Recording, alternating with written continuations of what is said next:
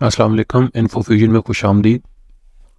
जब भी आप वर्क वीज़ा पे किसी भी मुल्क में ट्रैवल करते हैं तो अक्सर आपको एयरपोर्ट पे इमिग्रेशन के जो काम है वो आपसे पूछते हैं कि आपके पासपोर्ट पे प्रोटेक्टर स्टैंप लगी है या नहीं। तो प्रोटेक्टर स्टैंप क्या चीज़ है और इसकी क्यों ज़रूरत है, इस वीडियो में हम देखेंगे।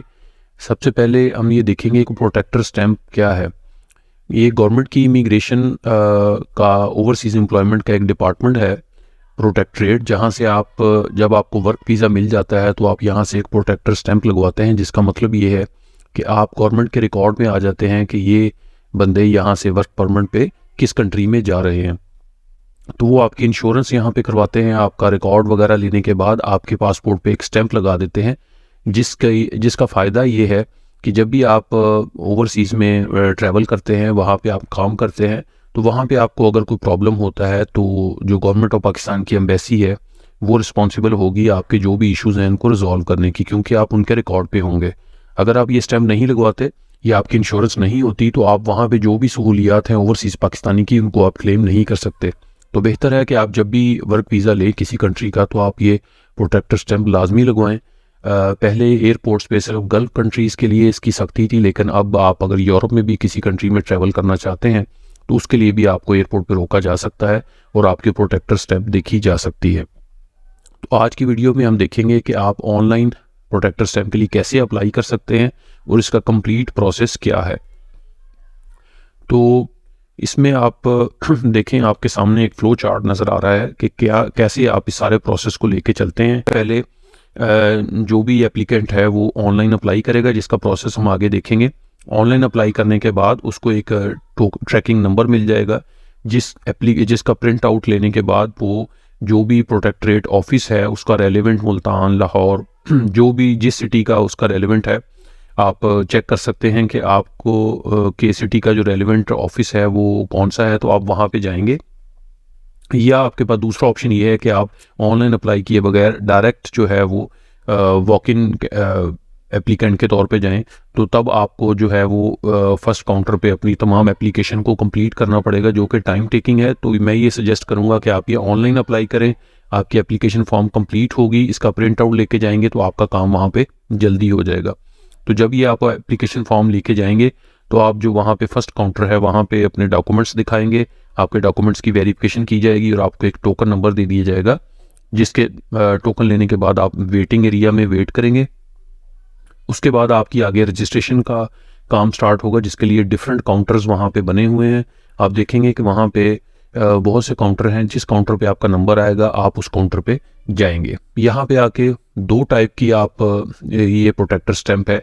एक, अगर आप डायरेक्ट इमिग्रेंट हैं, यानी आप खुद अप्लाई किया है और खुद ही यहाँ पे प्रोटेक्टर स्टैंप लगवाना चाहते हैं, या दूसरी सूरत ये है कि अगर आप किसी एजेंसी के थ्रू है, जिस एजेंसी ने आपको एम्प्लॉयमेंट दी है, तो वो खुद रिस्पॉन्सिबल होते हैं प्रोटेक्टर स्टैंप के, तो वो उनका नुमाइंदा यहाँ से आपके स्टैंप लगवाएगा। तो हम यहाँ पे आज जो प्रोसेस देखेंगे वो डायरेक्ट इमिग्रेंट का है कि आपने खुद ही अप्लाई किया है, खुद ही जॉब वीज़ा, अपना वर्क वीज़ा लगवाया है और आप यहाँ से स्टैंप लगवाने गए हैं। तो जब ये काउंटर्स पे आप जाएंगे, यहाँ पे आपके डॉक्यूमेंट्स को चेक करने के बाद आपको बताया जाएगा कि इंश्योरेंस काउंटर पे आप अपनी फ़ीस इंश्योरेंस की जमा करवाएंगे।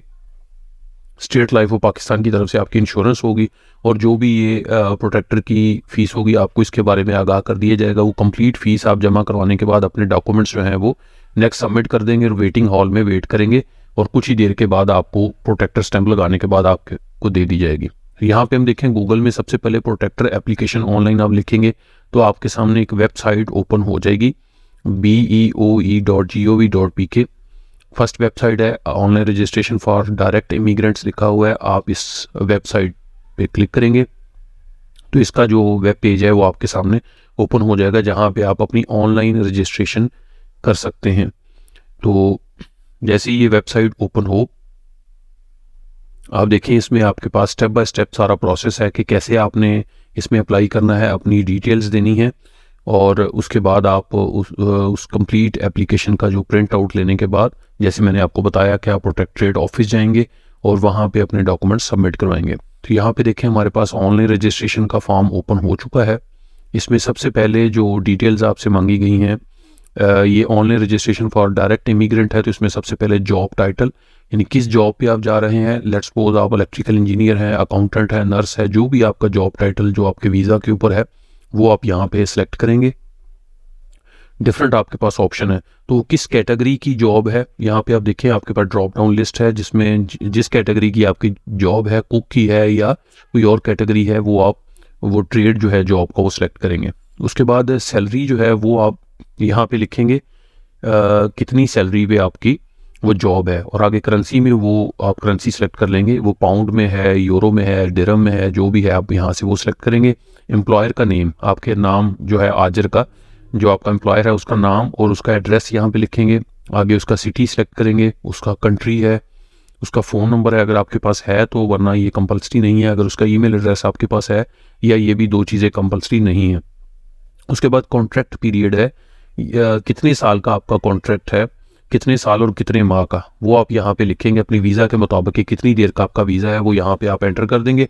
उसके बाद प्रोटेक्टरेट ऑफ इमिग्रेंट ऑफिस, यानी आपका जो रेलिवेंट ऑफिस है, ये देखें कितनी सिटीज़ में है, लाहौर, रावलपिंडी, कराची, पेशावर, कोयटा, मालाकंड, मुल्तान, जो आपका रेलिवेंट ऑफिस है उसको आप यहाँ पे सेलेक्ट कर लेंगे। अगर आपको अपने रेलिवेंट ऑफिस का नहीं पता तो इसके आगे click here to find your protectorate है, इस पर आप क्लिक करें तो आपके सामने सिटीज़ आ जाएंगे कि किस सिटी के लिए, किस डिस्ट्रिक्ट के लिए कौन सा प्रोटेक्टरेट ऑफिस है।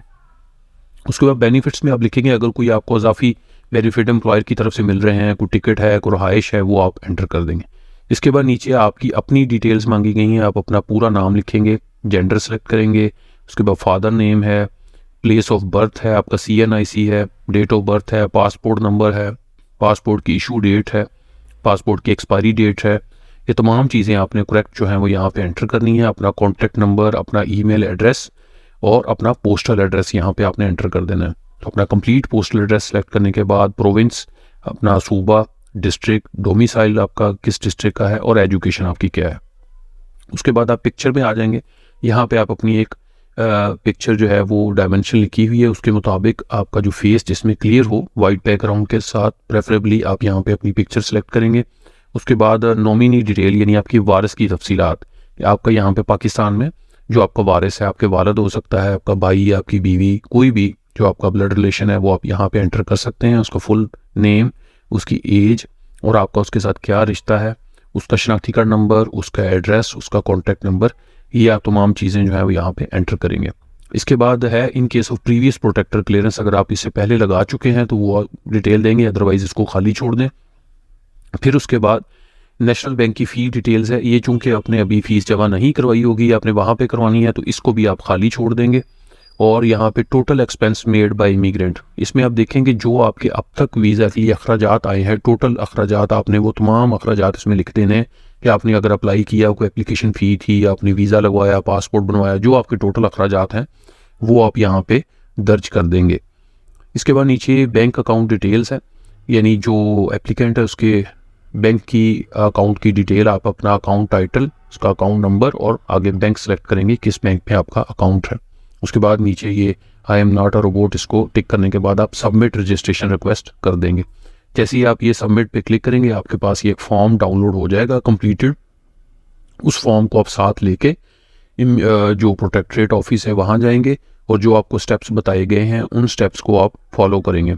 अगर आप वॉक इन जाते हैं, ऑनलाइन अप्लाई नहीं करते, तो ये आपके सामने फॉर्म्स मैंने शो किए हैं, जो फॉर्म्स आपको वहाँ से मिलेंगे इनको आप बाई हैंड जो है वो फिल करेंगे इन रिटर्न, और फिल करने के बाद ये तमाम चीज़ें वही हैं जो हमने ऑनलाइन की हैं। इसके साथ जो रिक्वायरमेंट है डॉक्यूमेंट्स की वो आप देख सकते हैं कि ओरिजिनल पासपोर्ट होना चाहिए, उसकी 3 फ़ोटोकॉपीज़ कलर और 3 फ़ोटोकॉपीज़ आपकी जो वीज़ा है और उसकी उसके बाद CNIC है, यानी तमाम ओरिजिनल डॉक्यूमेंट्स उनकी 3 कलर कॉपीज़ लेके आप चले जाएंगे। वहाँ पे आपको टोकन मिलेगा, टोकन के बाद आप वेटिंग एरिया में वेट करेंगे, फिर आपको जिस काउंटर पे कॉल की जाएगी वहाँ पे जाके आपके तमाम डॉक्यूमेंट सबमिट किए जाएंगे। आपको मज़ीद डिटेल बताई जाएगी कि आपने फ़लाँ काउंटर पे इंश्योरेंस करवानी है, फ़लाँ पे फ़ीस जमा करवानी है। ये तमाम चीज़ें मुकम्मल करने के बाद आपके जो पासपोर्ट पे एक बार कोड स्टिकर पेस्ट कर दिया जाएगा और फिर आपके पासपोर्ट को जो प्रोटेक्टर ऑफिस है उसको दे के वो जो प्रोटेक्टर होगा आपको वहाँ पे स्टैंप कर देगा और आपको पासपोर्ट आपका सेम डे में वापस मिल जाएगा।